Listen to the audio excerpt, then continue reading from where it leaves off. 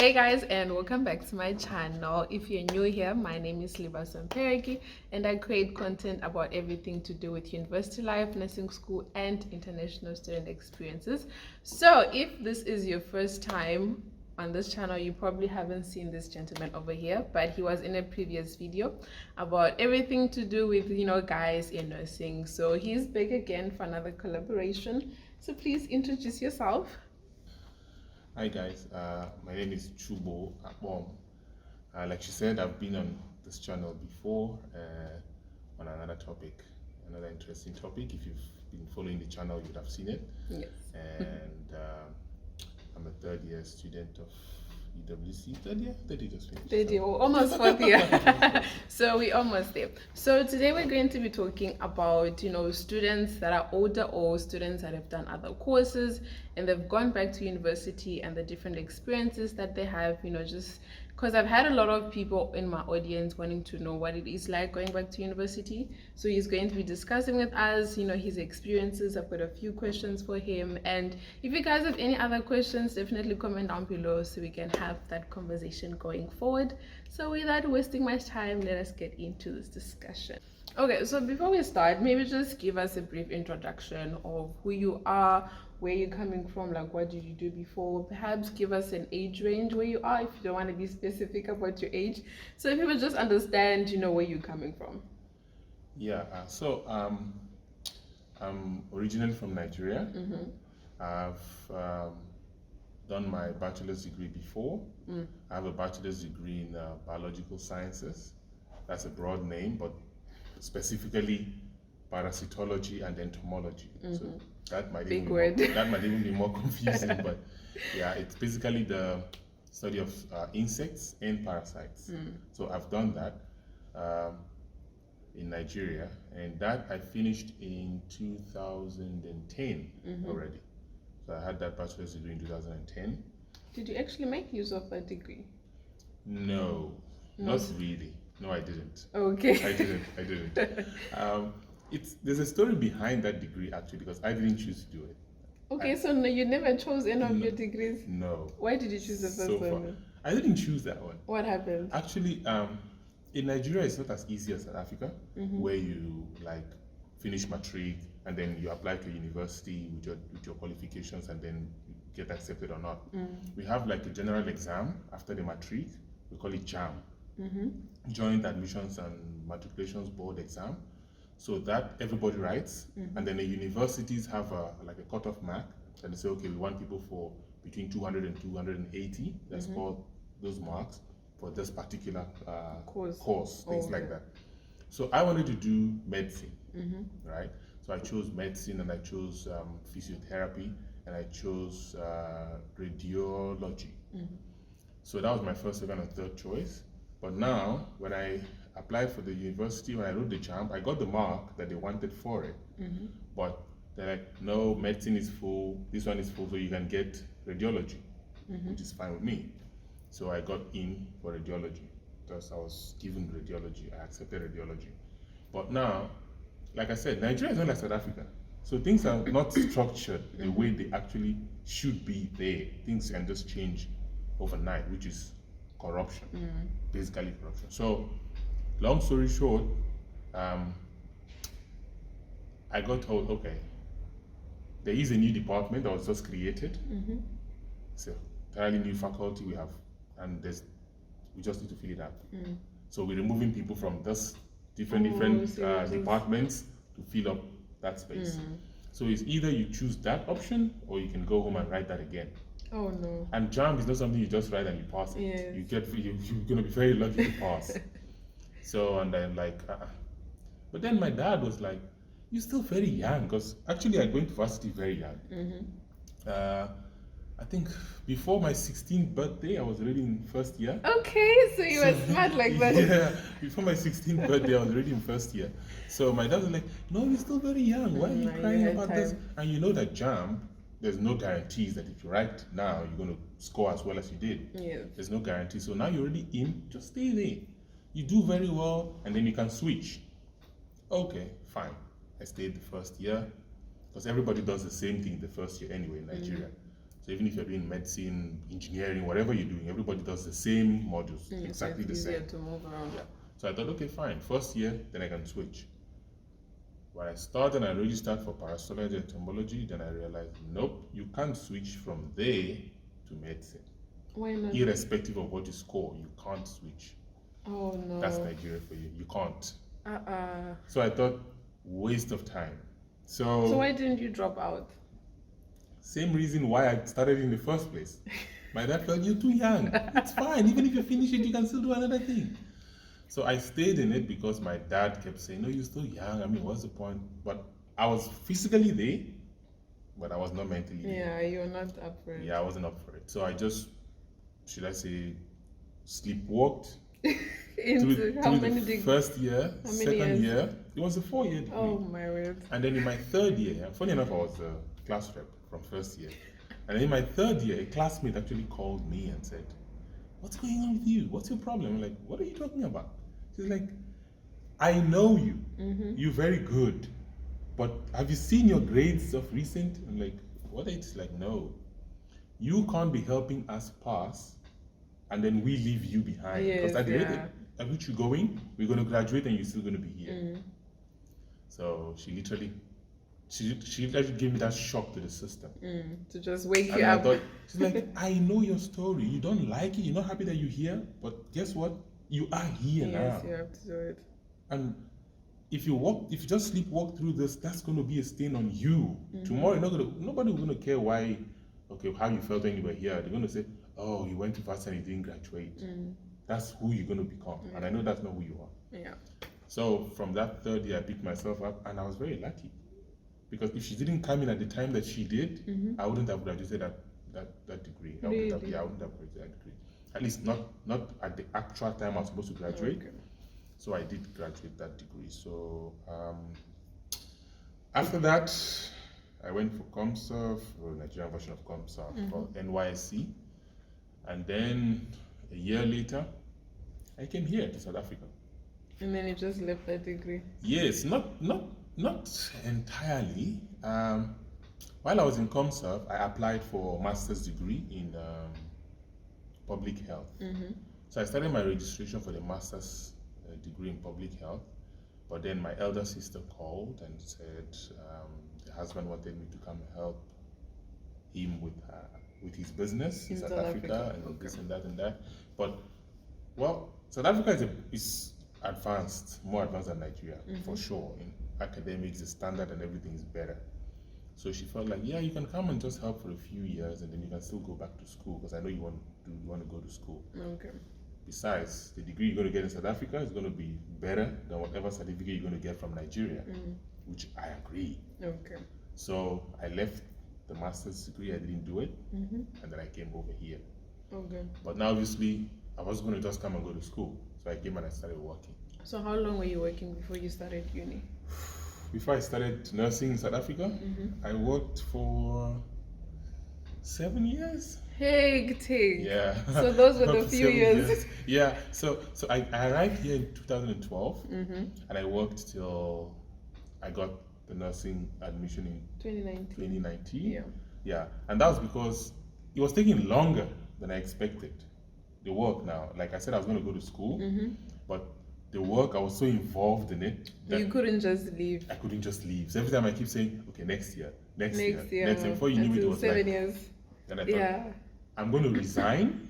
So I told them I'm going to resign. At the end of 2018, I'll resign because I need to do this.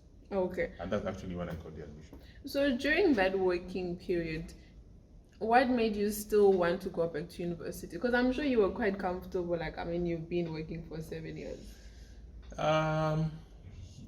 I wasn't quite comfortable. You just had to do it. Yes, for me, I don't know. Some people see it as a strength, others see it as a weakness. I don't know what it is, to be honest. I'm still trying to figure that part out. I tend to kind of like put other people first Before yourself? before myself. Oh, okay. So in that, I wasn't doing it for me, because although everybody at the franchise where I worked kept saying, "No, you're very good," and I could see the impact that I'm having on the business. I could see it, but it just wasn't me. Okay, no, it makes sense. So It you were just just wasn't me. powering through it. Yes, I was just doing it basically for them, but I was not getting any fulfillment from it, and I knew deep down this is not what I want to do for. Yeah. So, Okay. So then eventually you came into nursing. yeah, eventually, I've told that story in the other Yes. video. Eventually, I said no, I was going to go to school, but nursing was not actually. The first choice. Yeah, I just said, you know what, I'm not going to do this. I want to go back to school. So, and then I had a chat with my elder brother, and he said, okay, fine. South Africa is not cheap. Obviously, going to school in Nigeria is cheaper than going to school in South Africa Yeah. in terms of fees, because obviously the currency is not the same.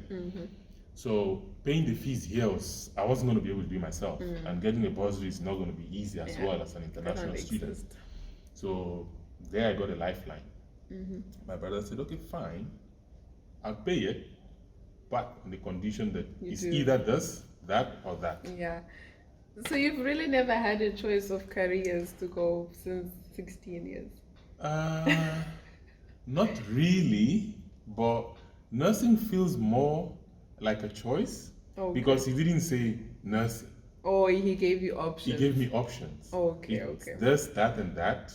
And you chose And I chose nursing out of, well, I didn't choose nursing per se because UWC offered me nursing, VITS offered me physio, and I was actually excited about physiotherapy, going to VITS for physiotherapy. But he was more, in line with nursing. Okay. Yeah, because his wife's also a nurse in the US. So okay, so it was a family thing.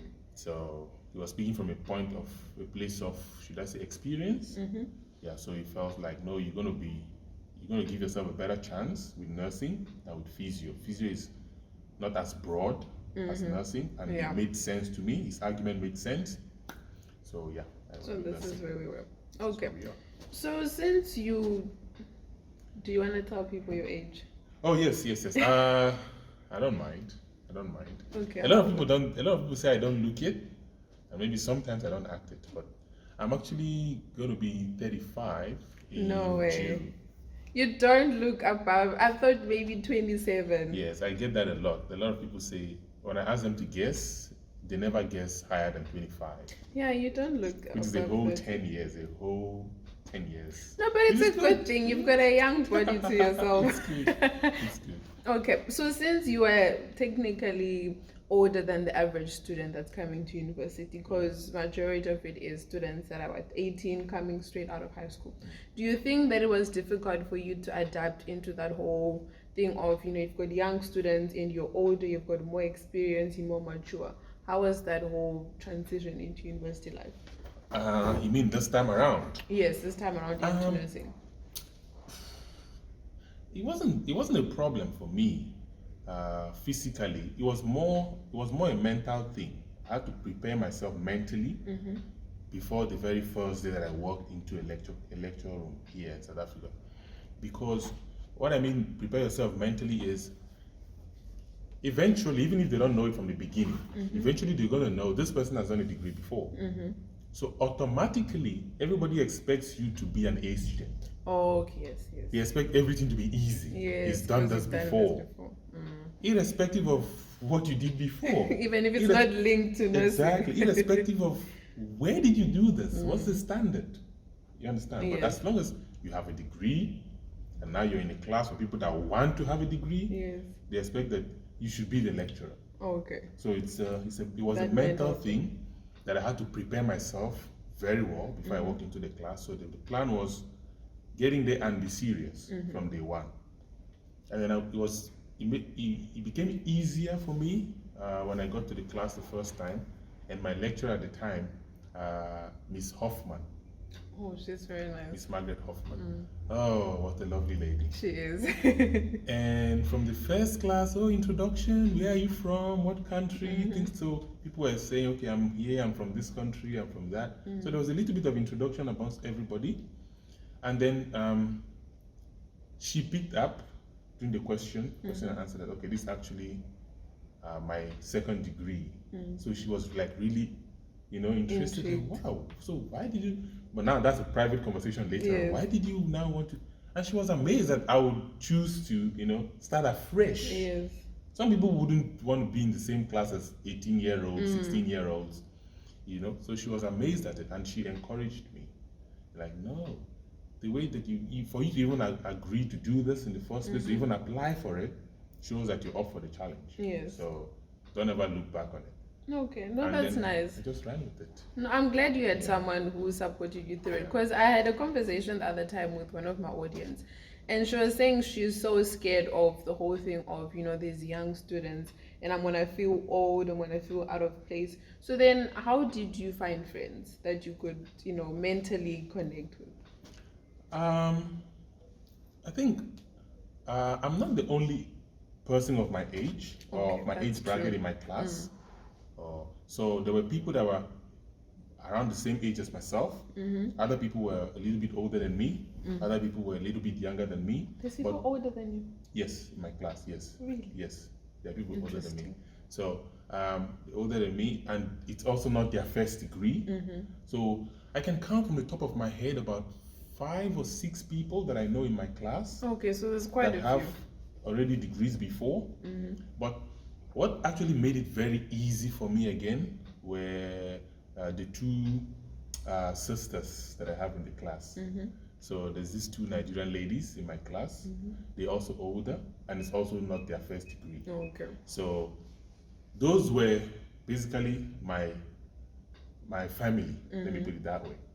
So with both of them, I was just fine. Okay. So we spoke the same language. Yes, we came from the same kind of university setting from Nigeria for coming here, and now we're studying the same thing now. So our goals are not so far away from each other.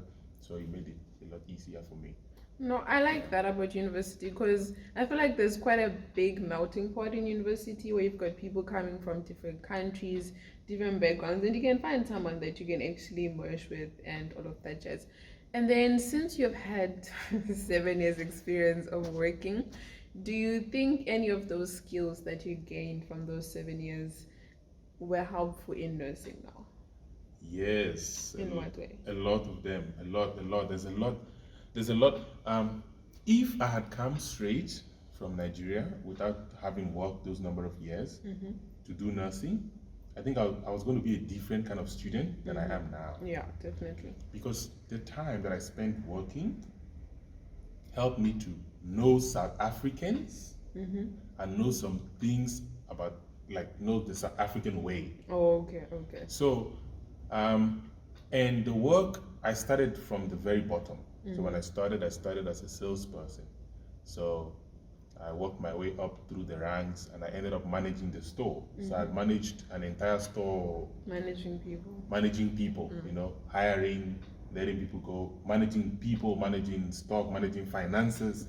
So I'd become very good at managing people, not just from where I come from, but in South Africa as well. So bringing it to nursing, it helped me to plan my time, to know what's important, what to focus on, and what not to waste my time on. And it helped me also to, as soon as I meet people and interact with them, this is the kind of person that actually is going to help me get where I'm getting to, or no, this is going to be a distraction. So that experience from the work helped me to carve out a niche for myself and the kind of people that I actually want to be in that niche. So it did help.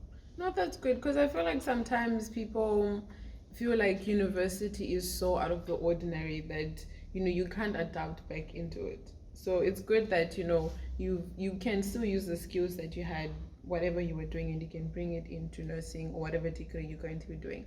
Were there any expectations or things that you were expecting to happen, and then you got into it, you're like, this is not how I thought it would go? Not really, because for me, when I go into something that I don't know, I like to just learn as I go along. Okay, not to bring any ideas. I don't bring things from other places and put into something that I don't know, because it might not fit. Okay, so that makes sense. Nursing was a completely different experience from what I've learned before. And then university, undergraduate in South Africa, it's not something I've done before.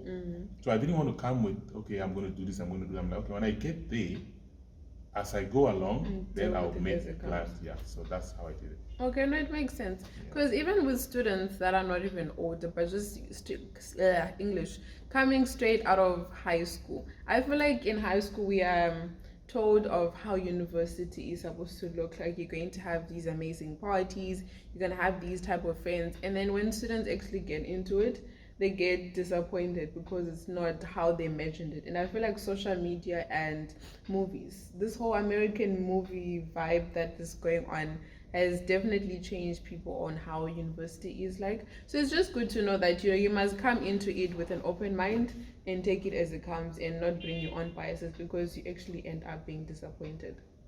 Another question is, has there been any challenges that you have faced being an international student and also being an older student? Yes, especially being an international student. Comes with its problems. That's where most of the challenge is. Yeah. Is with being an international student, not really about being an older student.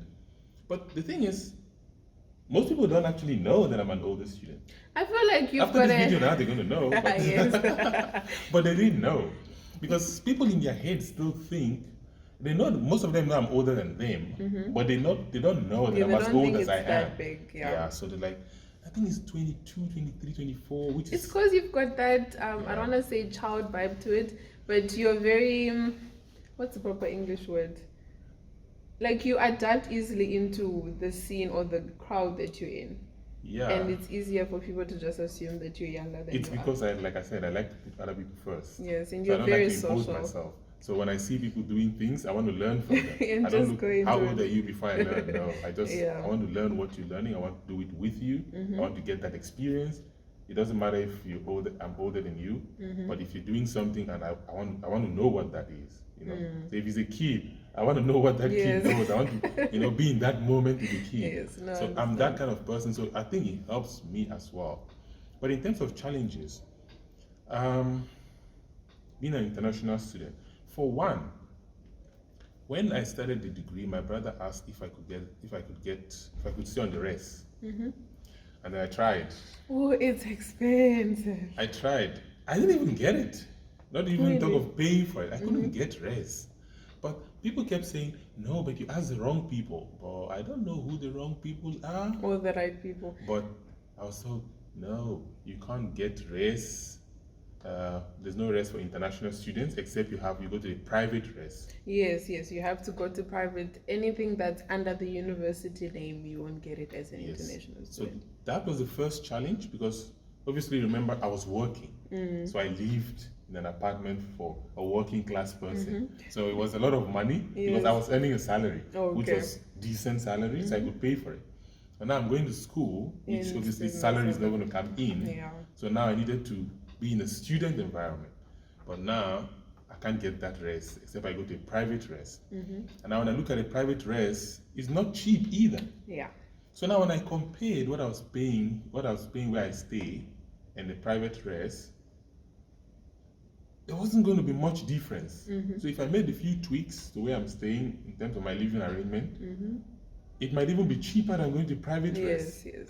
So that was my very first challenge. But long story short, I ended up staying where I was staying when I was working, and then just had to now work my way around traveling. Then the other thing with being an international student was the fees. The fees. Yeah. The conditions are not the same. When it comes to registration, okay, you can pay this amount of money as a South African, and then you can register, and then you can work out something to complete the rest. But as an international student, that's not the case. I love it. You have to pay it all. So you either pay the whole semester or you pay the whole year. Yeah. So it was a problem, but for me, not really for me, because I'm not paying the fees. Yes, your brother but was obviously financing it. he's paying, so it's a lot of money. So he has to also, think mentally how to get 30-something thousand, 40-something thousand, when you now include medical aid and all that. Yeah. Which is also, medical aid is different for international student Than with the South African. than with the South African. Yeah. So things like that. And then banking. The other day I went to Capitec to open an account and they're like, no, we can't open an account for you because you have a study permit. Really? We're not going to open an account for you because you have a study permit. We only open an account for South African permanent residents. I'm not a permanent resident. You're. I'm a student with a study permit. I already have a bank account with Nedbank. They're like, yeah, that's Nedbank. This is Capitec, and we don't do that. Really? But we both know that Capitec, in terms of banking, is cheaper Yes. than Nedbank. And Capitec is more like a student account. Yes. A lot of students are in things, Capitec. yeah. So it's easier for you to interact and do like small side hustles with other students that can easily pay you, put money in your Capitec account and all that. So those are a few of the challenges. When it comes to language, it wasn't much of a problem because Nigeria is English, not my native tongue, but we're colonized by the British, so we speak more English. And South Africa speak English here as well, so that wasn't much of a problem. So that's from the top of my head, most of the challenges that I can think of right now, because for me, I'm not actually faced by challenges, so I might have come around a lot of challenges, but because I've found a way around it, I don't actually see it as a challenge anymore. No, it's a good mindset to have. Yeah. Because if everything is going to be a challenge for you, then you're going to constantly be overwhelmed with everything that's coming your way. So what have been the good things that have happened because you're an older student? I think the focus. The focus. The focus. Do you feel like us younger kids, we're not focused? The focus is different. I'm not saying that you're not focused. I'm saying the focus is different. In what way? In the way that what most of the students in my class are seeing now and experiencing now for the first time is no longer new to through me. it. Okay. Like you said earlier, this euphoria about going to the varsity and have this butterfly in your stomach and have expectation of, oh, when I get there, I'm going to do this, I'm going to do that. I don't have that because I've been there, done that. Yes, so I know. Yes. Okay. Like now you go to an exam situation, I already know what an exam situation is going to be like. So I'm calm. I know when a lecturer speaks in front of a class, I already know what is actually laying emphasis on, I should be paying attention to, because the teaching or the lecturing in varsity is completely different from what you get in high school. So in high school, you think you just underline every word, you read the textbook cover to cover. Yeah. But in varsity, the lecturer can hold the textbook in the hand, but what he's saying is literally not there. Yeah. What he wants you to pay attention to is what he's saying. Yeah, it's very selective. So, having been through varsity before, I know, for me, I think it's an advantage for me. When I hear them talking, I don't say, okay, have a side chat with my friend, and then later on I'll go read the textbook. What he's saying is not in the textbook. So, and it's worked for me because I don't know how I do it. I keep telling people I don't know how I do it. I don't know how I'm still here because I don't like to study. I don't like to study. Yet you're doing it for the second I only time. study just to save my life. Otherwise, I don't like to study. Would you say you're more practical based? I think so. For theory, I can't focus for more than 2 hours. Like, I can't sit down and study like 2 hours max. Then no, I have to go do something else. Yes. Then I can come back later. So my strength comes from, like I said, being an older student and having done university before. Yes, experience. So when I'm in class, You focusing. that's where most people don't like me when I'm in class. Why? Because I won't talk to you. Oh, you like super focused. Don't talk to me. When I'm in class, don't talk to me. Okay. Because 50% I'm going to get from what the lecturer is saying. So I want to hear it. So in first year, most of my classmates didn't like me much, especially when we're doing presentations and stuff. They used to send me private messages and say, could you please not ask any question? Wait, are you one of those students that you constantly asking questions? Yes, in class. All the lecturers knew, all the students, I think that's where they started to know me. Because when you explain something, I don't get it. You wanna know? I don't mind if I'm asking you the same question the fifth time. I'm going to say, excuse me, I heard you said this and you said that. But what if that? And then you're like, can we just move on? No, I don't want to move on. You want to understand. This is where I get 50% of what I write in the exam. Now, You have already passed by just listening. because I know going back to study it later, that's not my thing. Yes, I no, don't it like makes that. sense. So it's Yeah. definitely about working with your strengths and making it work for you. So now I want to ask, is there such a thing as you're too old for university? Nah, there's this general saying that people say age is a number. People just say it for saying its sake. But for me, I think age is in the mind. Okay. So you're too old for varsity. I, for one, don't believe it.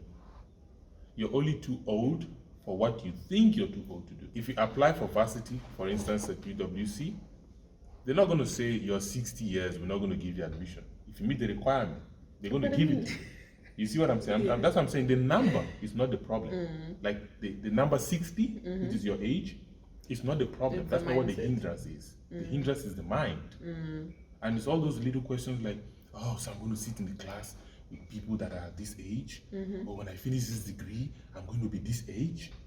What? Okay, I don't even have kids. When am I going to have kids? When am I going to? It's all those things. Those are the Yes, hindrances, okay. not the age. So for me, I don't think age is any barrier for anyone that really wants to go to school, because you look when you finish. Where am I now? When I do this, is it going to put me in a better place than where I am now? If the answer is yes, then why not? Okay, no, it makes sense. I've been wanting to ask, how have you been managing the immature students? It's a question I got, and I'm interested to hear what you have to say about it. I feel like there's a story here. Wow, okay. Now that's you know why I laugh? Because it's something that I do almost on a daily basis. Because coupled to the fact that I'm an older student, I've also been now a class rep now for Yes, 3 years running. Well, So- it's 7 years since your previous degree. Yeah, if you had my previous degree, yes. So it's something I deal with almost every day. Public holidays, weekends, Christmas, there's no almost every day. All day. People just randomly ask you stuff that you feel like, okay, were you not there? Were you not in class together? Like you go do the same thing with someone just now. Like we're talking now, me and you talking about this.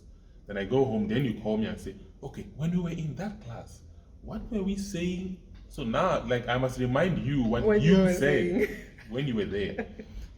So, but what helps me is something I learned from a very, very young age.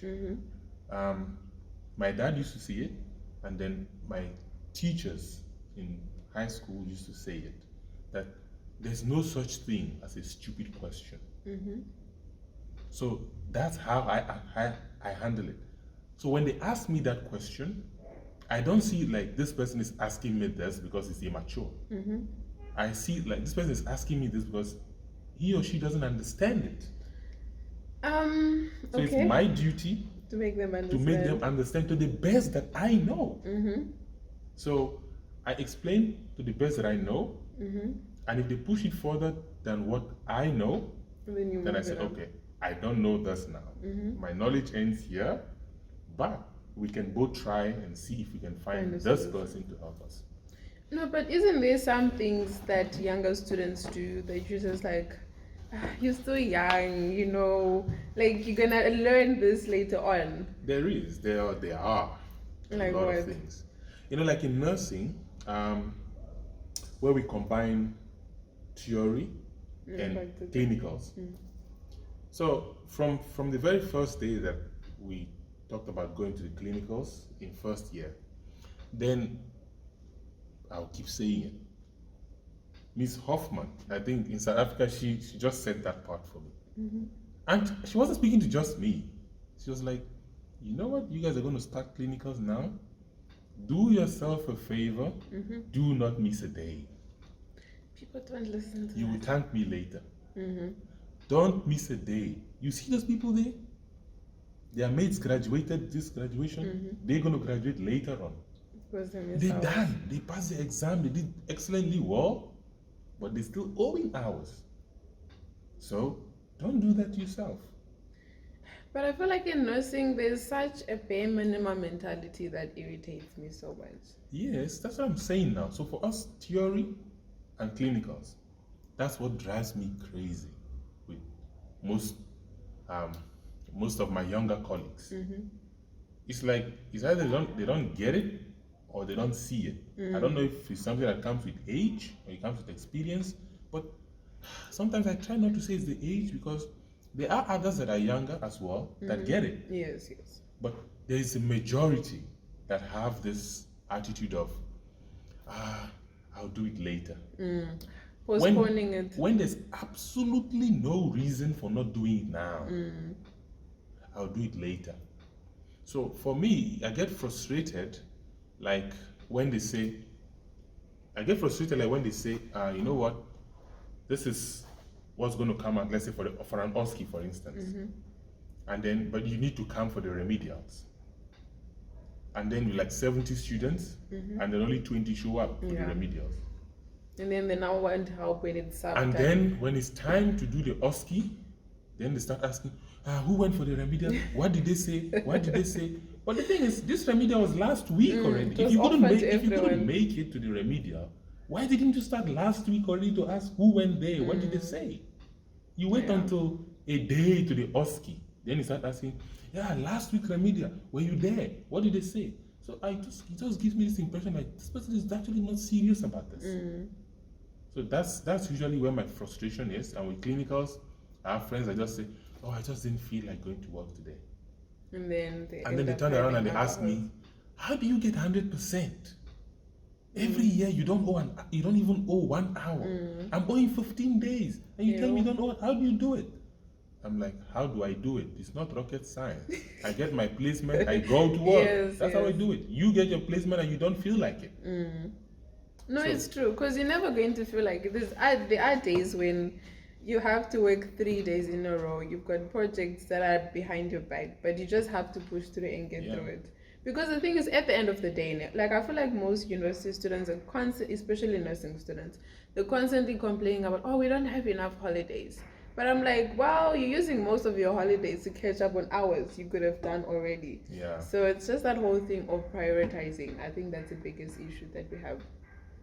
And then the last few things, what advice would you give older students that are wanting to come into universities, but they're just questioning themselves, like, should I really do it? That's a really tricky question because apart from the age, there's still other circumstances that people still need to consider. So it's going to be difficult for me to give a general advice to older people because their circumstances might differ. But if the advice is going to be based on age, then I'll say, don't look at how old you are. Look at your situation at the moment. If I do this, will it better it? Will it better my situation at the moment?